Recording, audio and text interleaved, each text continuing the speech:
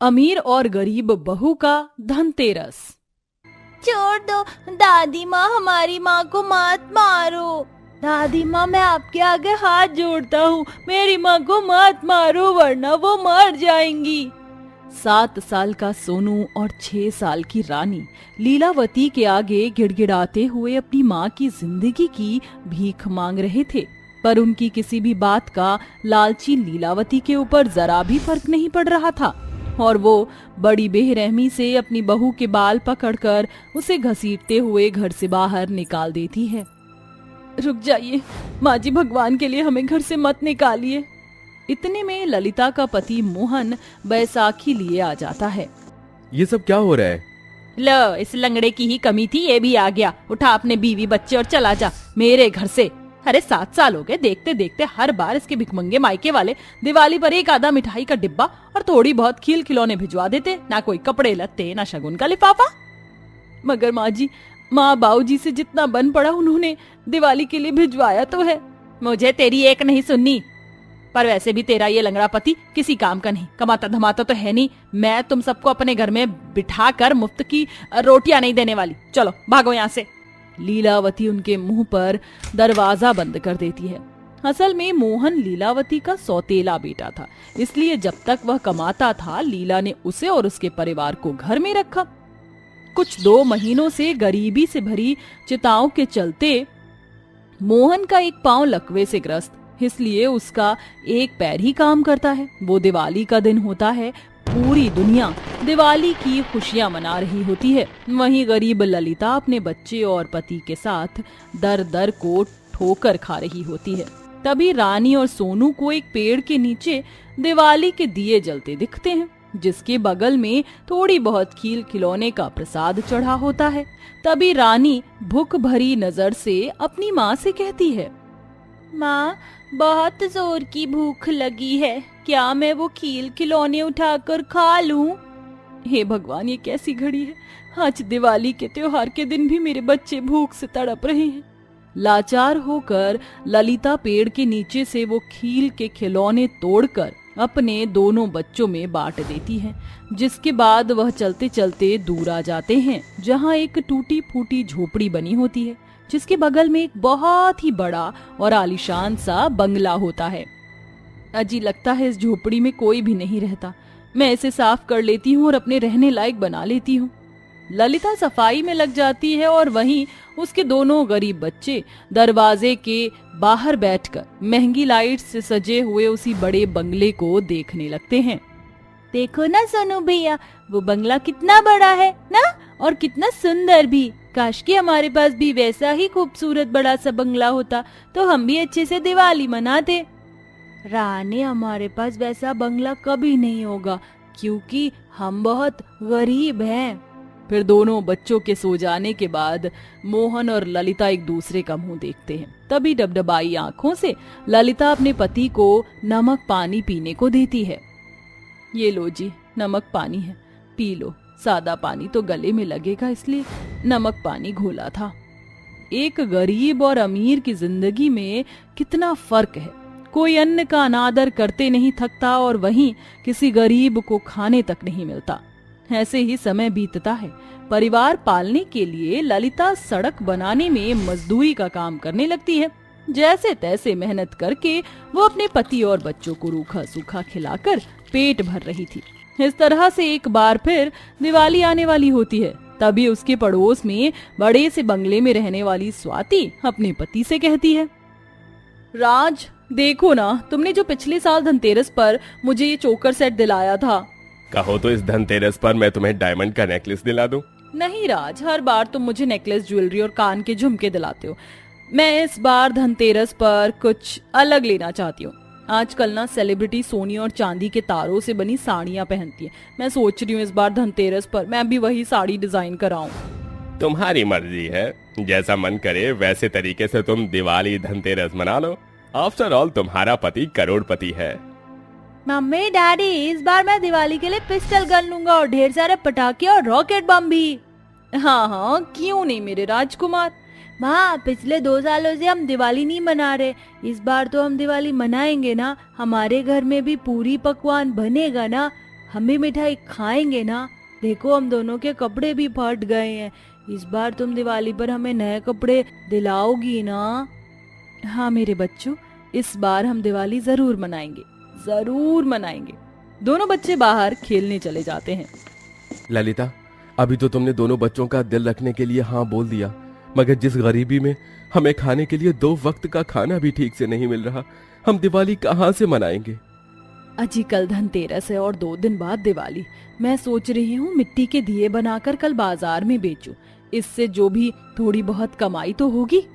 अपने बच्चों की दिवाली की खुशियाँ खरीदने के लिए वो गरीब बहू दूर जंगल से मिट्टी ढोकर लाती है और दिन रात लगाकर दिए बनाकर उन्हें अगले दिन बाजार में बेचने आती है। जहाँ धनतेरस का बाजार लगा होता है, तभी एक पुलिस वाला वर्दी की रौब झाड़कर उन्हें वहाँ से भगाने लगता है। अबे ओ, यहाँ कहाँ जमने आ गई? उठा अपना ये कचरा और चल भाग यहाँ से। साहब जी, बड़ी मेहनत लगाकर मैंने ये दिए बनाए हैं, थोड़े बहुत दिए बेच लेने दीजिए, फिर मैं चली जाऊंगी। जाती है कि तोड़ डालूं ये दिए? जाती हूँ साहब, जाती हूँ। बेचारी गरीब बहू अपने दिए की टोकरी उठाकर बाजार से बाहर फुटपाथ पर आकर बैठ जाती है और रोते हुए आवाज लगाने लगती है। दिवाली के दिए ले लो, छोटे बड़े सब दिए हैं बाबूजी, सस्ते में दे दूंगी, थोड़े दिए खरीद लो। बाबूजी आज धनतेरस है, महालक्ष्मी आपके घर में धन धान्य की कृपा बनाए रखेंगी। उस गरीब की इतनी आवाज लगाने के बाद भी कोई उसके लिए दिए नहीं खरीदता। वहीं दूसरी तरफ, राज कहाँ लेकर जा रहे हो, मुझे बताओ भी। बताता हूँ, गाड़ी में बैठो और चलो। राज अपनी पत्नी स्वाति को धनतेरस की शॉपिंग के लिए हाई फाई सी पीसी ज्वेलर की दुकान में लेकर आता है, जहाँ से वह उसके लिए बड़ा ही महंगा डायमंड सेट खरीद कर गिफ्ट में देता है। अब आंखें खोलो। जैसे ही स्वाति वो महंगा डायमंड सेट देखती है तो खुश हो जाती है।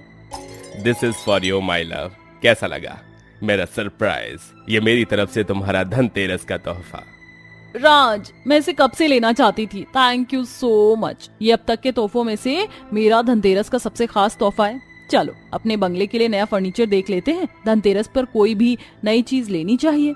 एक तरफ धनतेरस का दिन उस अमीर बहू के लिए तो खुशियों से भरा हुआ बीतता है, मगर गरीब बहू धनतेरस की देर रात तक भी अपने दिए लेकर वहीं फुटपाथ पर बैठी होती है। तभी स्वाति गाड़ी से जब अपने बंगले में लौटती है तो ललिता के दोनों गरीब बच्चों को दास दरवाजे के बाहर बैठा देखती है। सोनू भैया, आज माँ हमारे लिए मिठाइयाँ लाएंगी ना, और पटाखे भी, आज धनतेरस है।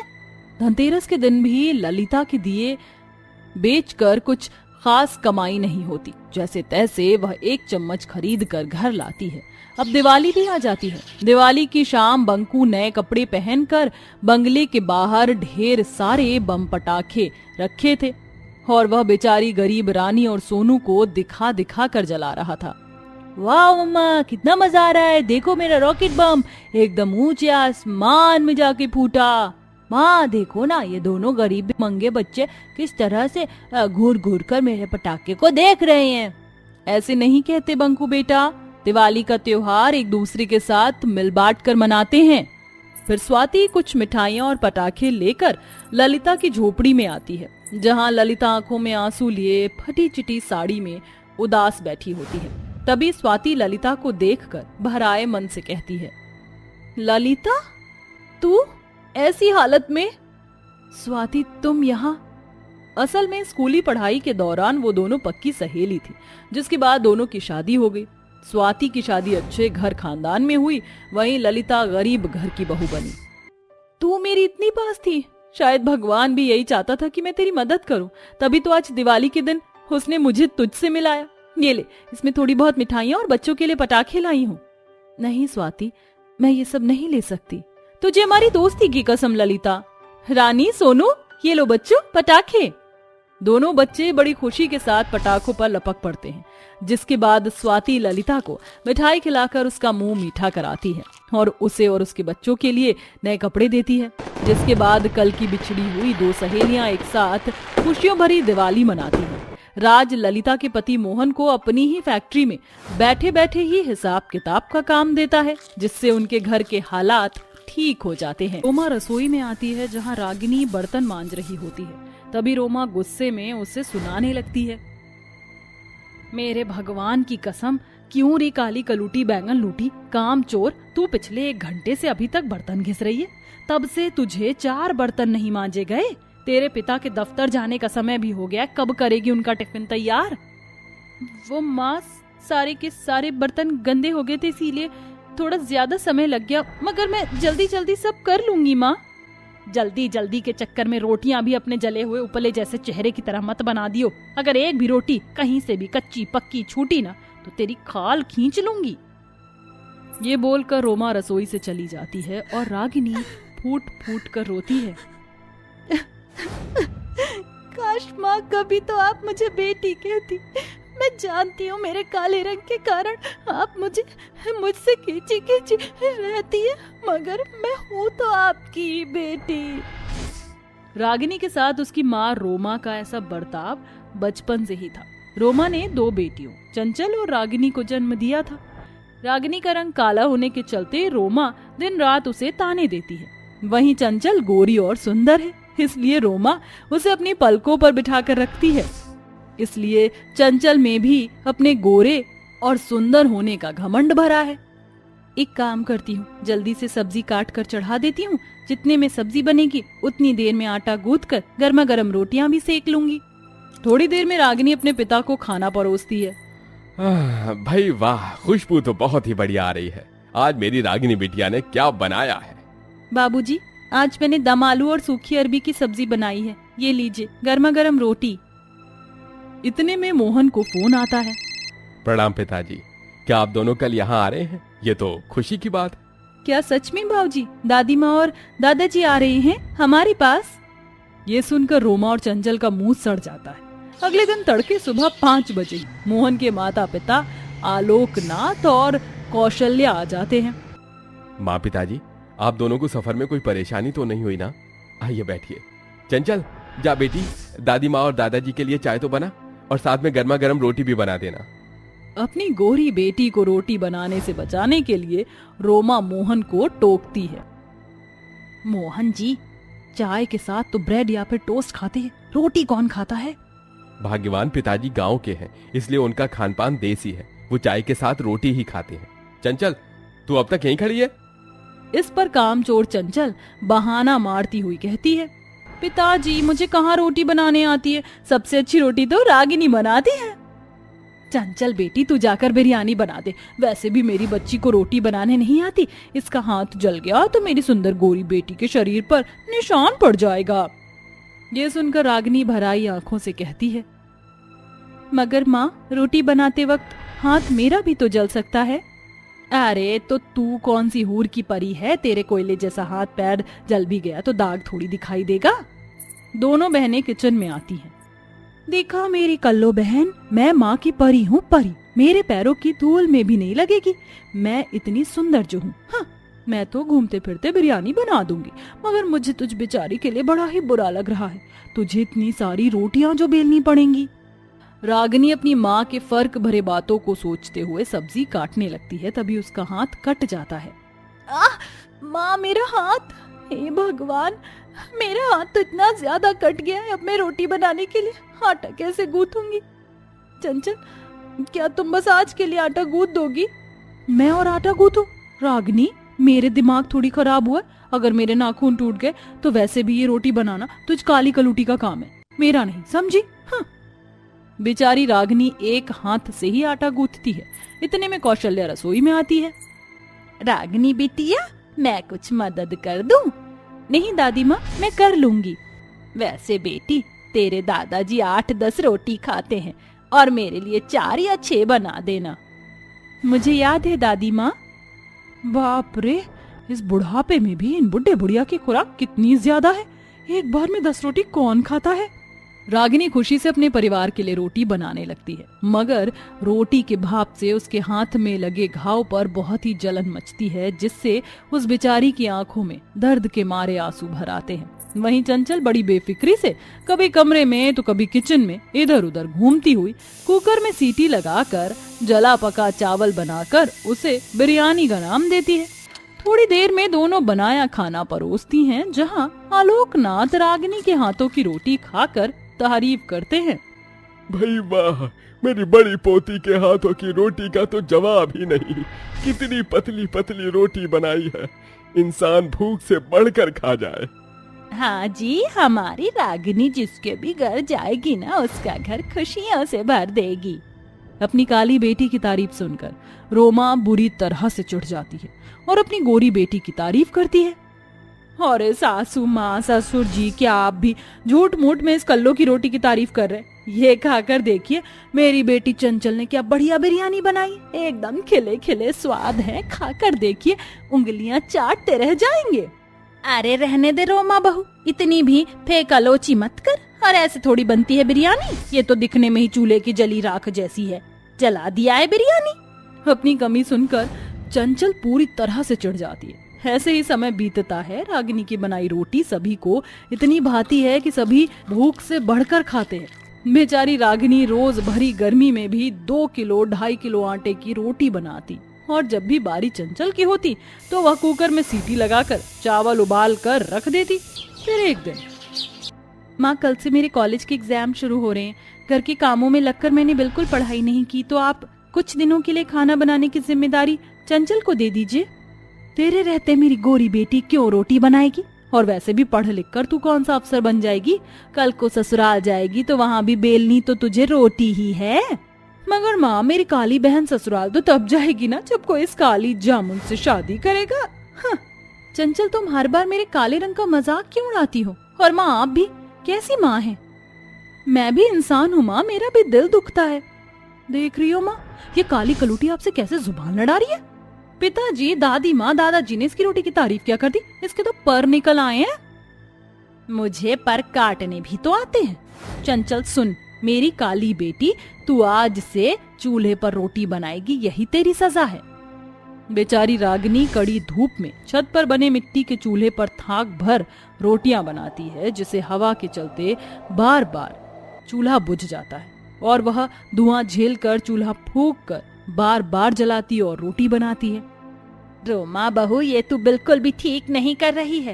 रागिनी तेरी बेटी है, उसकी हालत तो देख।